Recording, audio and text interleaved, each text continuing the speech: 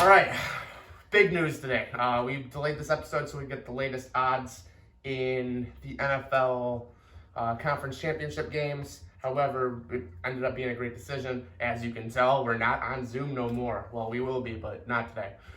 Sam, it's been a long time coming. Finally have you here. What's going on?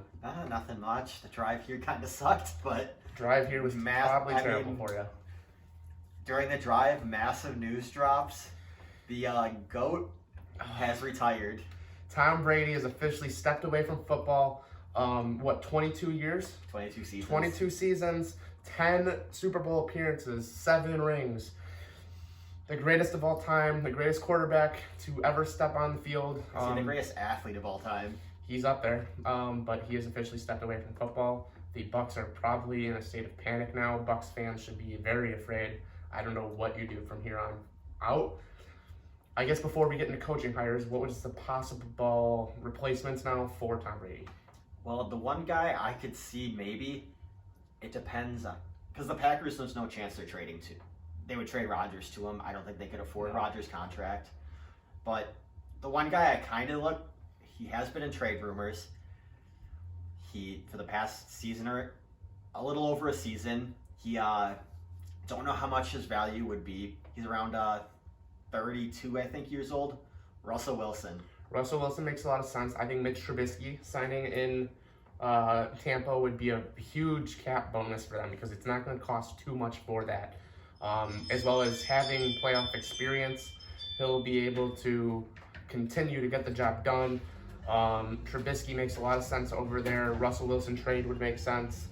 And then the possibility of maybe drafting a guy. They do have Kyle Trask on the roster. Do you trust Kyle Trask, though? Absolutely not. Into coaching hire news, because we're probably going to get a lot of news on this. I'm assuming Gronk's going to be retiring any second now.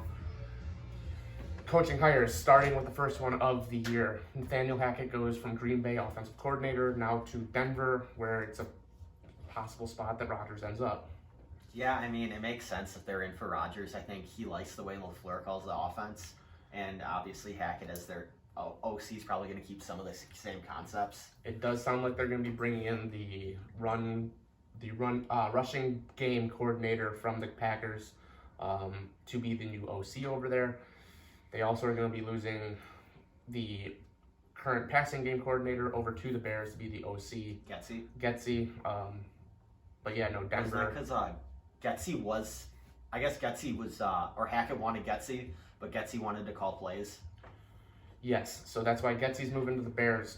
That's not official because of the Rooney Rule. The Bears have to physically go out and interview 2 minority candidates before they can officially make the move and get Getsy on the coaching staff.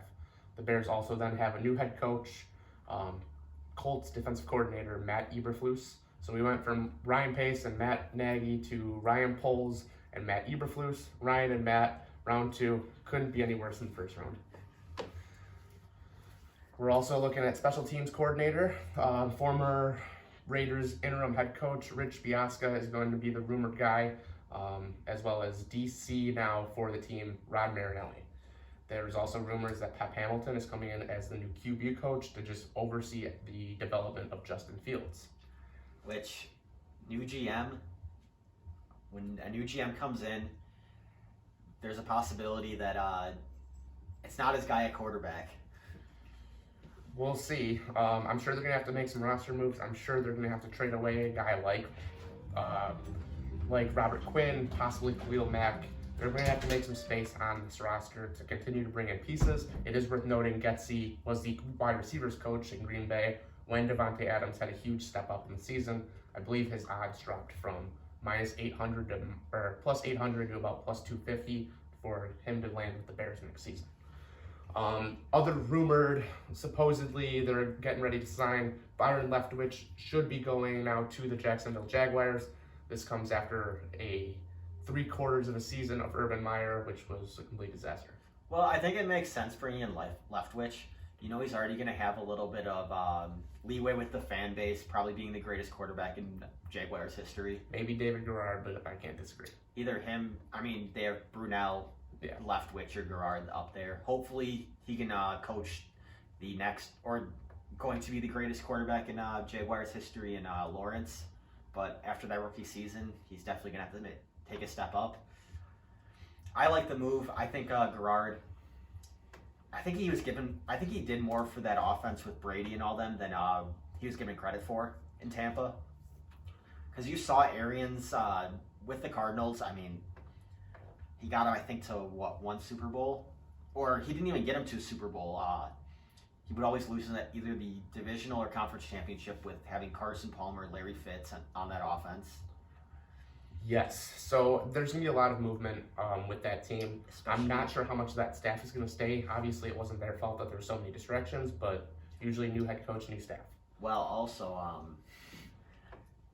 guy that is a free agent this offseason, with Brady being gone, I think they signed him on the franchise tag last year. Chris Godwin. Yeah, I don't know what they're going to be able to do on that. This could be a possible spot for a guy, if they land Russell Wilson, a guy like Allen Robinson who wants to play with a franchise guy.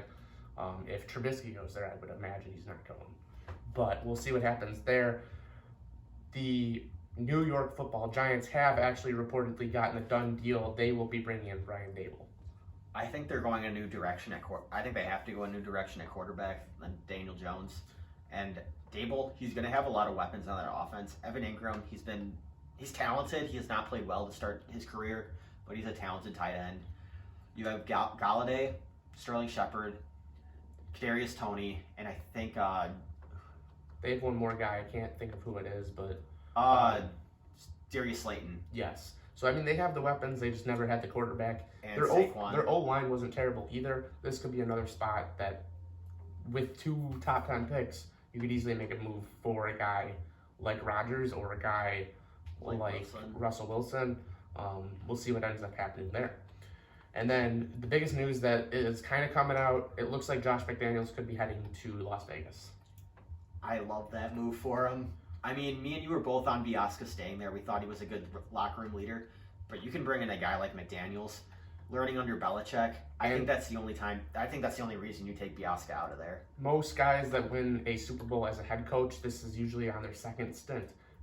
Another reason that the Eberflus move has not been too popular amongst fans, the stat has been coming out. Andy Reid didn't get a Super Bowl in Philly, did get one in Kansas City. Belichick didn't get one with the Jets as the head coach, or with Cleveland. Ended up signing with the Jets for about a day, and then came over to the Patriots. That was his second stint. Arians, same thing, didn't win one on his first or I believe second stop. Well, his first was that interim when Pagano was having cancer. In Indy, and then didn't win one in Arizona, then comes to Tampa, wins the Super Bowl. So it's a common occurrence.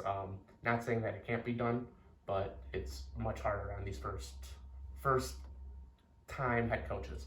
It's going to be a stepping stone for a lot of these guys. Which, I mean, he's not coming in. If McDaniels goes there, you have to like what he has on the offensive side of the football for him. I mean, obviously, no more Henry Ruggs. He's out of the league. Probably shouldn't talk about him anymore. Yeah, but now that the season's over, we have no reason to bring him up. But Hunter Renfro, you have Josh Jacobs. Moreau looked like a solid tight end. Darren Waller. Yeah, I forgot about Darren Waller. And that team, they made the playoffs this season with everything that happened to them this season. Their head coach, 2 first-round picks from the year before being released off the team. And Derek Carr and this team still made the postseason. I think that speaks volumes to Rich Biasca, the why I like the Bears move, because he does bring in a head coaching ability that he'll be able to kind of lead Eberflus and help him out with it. I believe that's all the news in terms of head coaches, and we'll kind of touch on the arrest of Damon Arnett with this first game. Bengals at Chiefs. Chiefs favorited by 7.5. They're minus 350 money line. Damon Arnett, not that he was a big part of this defense, but got released by the Raiders for saying that he was going to murder someone on Twitch. Bold move. Don't know how it's going to work out for him, but now he actually has been arrested, and the Chiefs have now released him. So 2 teams releasing him in the same year. It sounds like his NFL career is going to be over. Yeah, I mean, not that big of a deal, but guy has talent. Yeah, I like Cincy plus 7.5 here. I don't see how the Chiefs are going to stop their weapons. I don't either. I think the defense is kind of exposed. Josh Allen obviously is a top 5 guy. possibly top 3. Well, I mean, However, you're talking about Burrow, who's just as good and has probably better weapons than the Bills do. So, I mean, I was watching something online, and obviously, you know, with that O-line, they run a pretty simple concept for that team. But I don't see anybody being able to stay with Chase on those go routes. Even if they double him, they still have T. Higgins, Tyler Boyd, Joe Mixon, C.J. Uzomah. and that O-line just needs to give him a little bit more time than that Tennessee game. He was sacked 9 times. I don't see that happening again. No. And let's compare the two teams. I mean, Bills to Bengals. Obviously, I'm going to probably take Josh Allen at this point in their career over Burrow. It's closer, though, than people probably think. Then you go running back. I would rather take Joe Mixon over Devin Singletary, who had a great game. Then you go to wide receiver. I would take Boyd, Higgins, Chase over Diggs, Gabriel Davis, and Beasley. And then tight end, that's about the same with Dawson Knox and C.J. Uzomah. So O-line, obviously, is the Bills. Yes, O-line better for the Bills by a long shot, but Burrow might be able to get the ball out quick. That's how they ended up getting the victory in Week 17. They were, I believe, plus 7.5 in that game. Ended up edging out a 3-point victory. So, Which Burrow, he showed me this year that he plays he plays great in big games. He steps up to to his competition and steps up to the stage where someone like, you know, someone that might be leaving Green Bay doesn't seem to step up to the stage that he's on. yeah, I mean, if he wins this game and just gets to a Super Bowl, not even saying he wins it, that's very impressive for the last 3 years to win a national championship with an LSU team that not many people gave a chance at the beginning of that season. Then he goes to debatably the worst team in football. Then they draft him, Jamar Chase. There is a lot of criticism there that they didn't get O-line help. Guarantee they'll be going O-line help this offseason. However, Jamar Chase is an all-pro wide receiver year 1. Yeah, I was kind of critical of that move getting Chase, but he looks like an absolute stud. I mean, their second-round pick, Jackson Carman's not even playing for them. I don't know if he's injured or just a healthy scratch. I don't follow the Bengals too much, but I think they have about $40 to $50 million in cap room this offseason. Yeah, they have a lot because they do have a rookie quarterback contract and a lot of young receivers and a young running back. Not much money is getting put out. So you might be getting some veteran leadership at the O-line position, signing them to 1 or 2 year deals. I also like them bringing in another veteran corner to go opposite Owuzie. And then, I mean, we can't act like the Chiefs are a bad team. Obviously, Mahomes can sling it just as well as anyone else in this league. Tyreek Hill and Travis Kelce. Funny clip from last week. Did you see the fan that went up to the press box because it's just so low in Kansas City and was thanking Kelce's mom for giving birth to him? No, I did not. It was a very funny clip. It was like a younger dude who just went up and said, "You're the real MVP of this game because you gave birth to our savior." And Kelce's mom was just laughing about it. Well, I mean, Travis Kelce, probably the best, or is the best tight end in football at this point. And his brother for the Eagles was one of the best O-linemen that we've probably seen in the last 20 years. So, Which he's a free agent this offseason. We'll see where he ends up. I could see him re-signing, though, with Philly. Yeah. And then Bengals, Chiefs, though. Who are you having win? I probably still like the Chiefs to win. I think it's a field goal game. I like Butker to make a field goal to win it. I don't know. McPherson is just as good. It might just come down to who has the ball last in this game. Which, I agree. I've seen Mahomes do it at this stage. I do think it's going to be close, but I'm just edging out Mahomes' experience on this stage over Burrow at this point. Agreed. Into the NFC Championship game, not a game that I think we were expecting. There's a pretty notable team that's not in this game.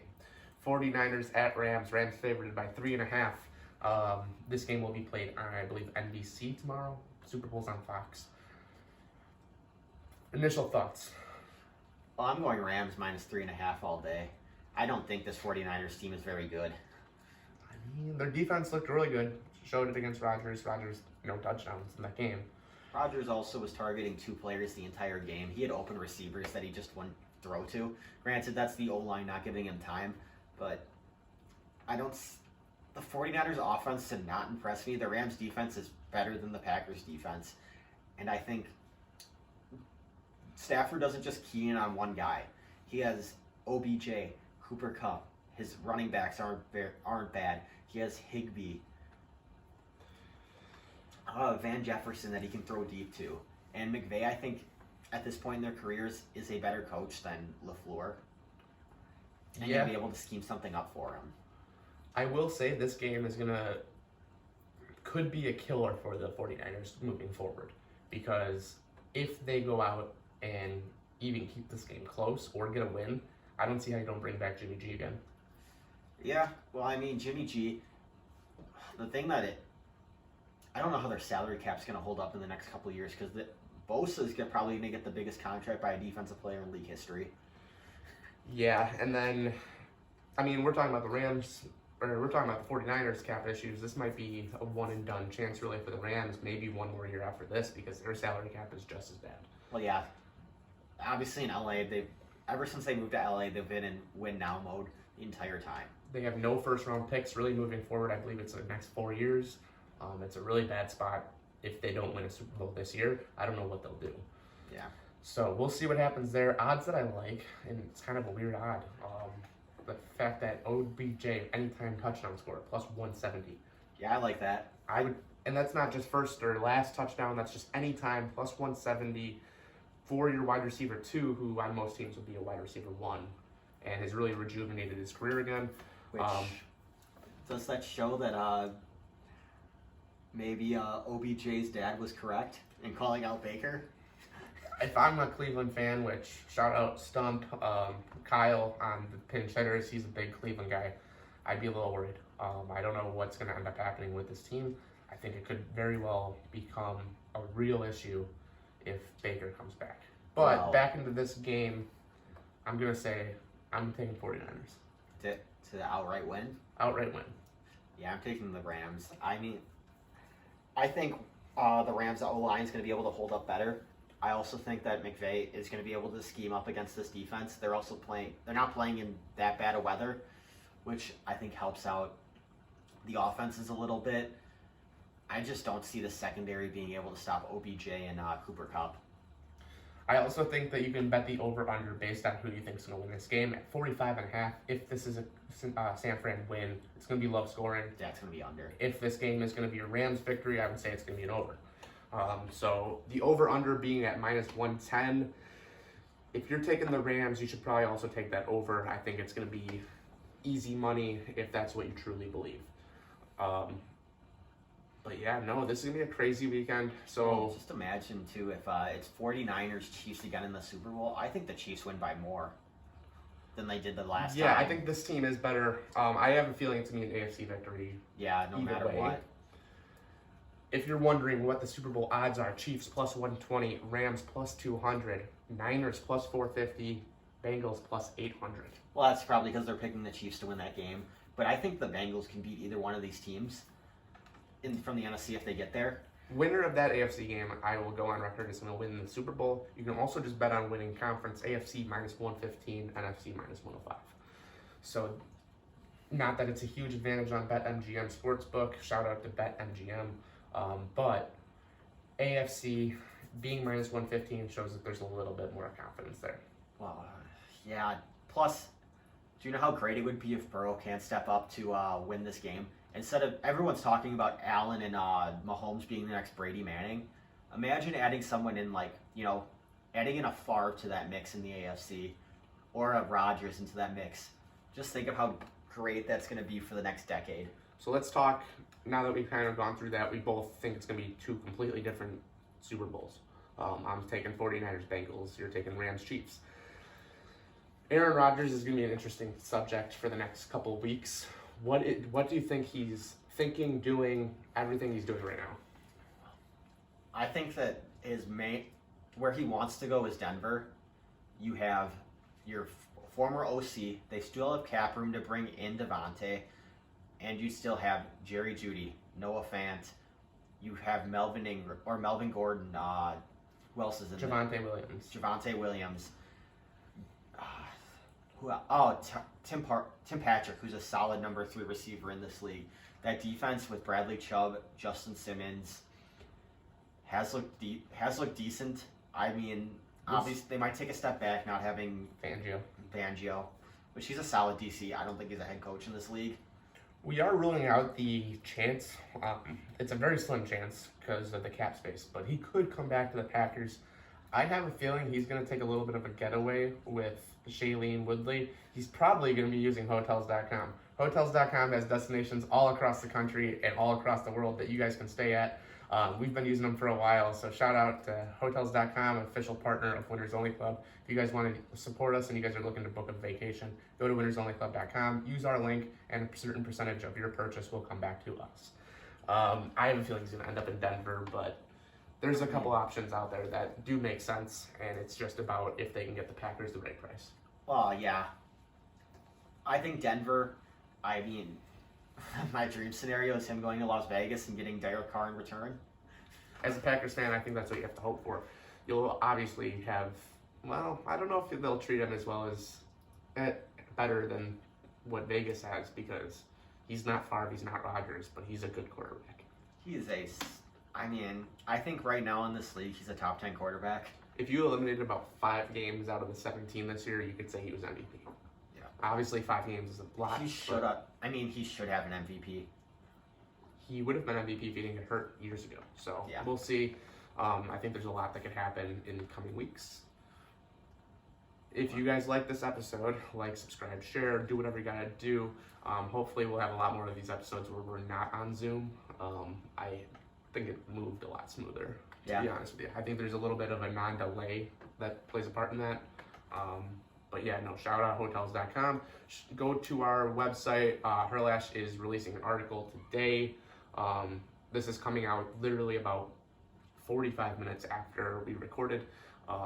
It's just going to take time to process onto all the streaming sites.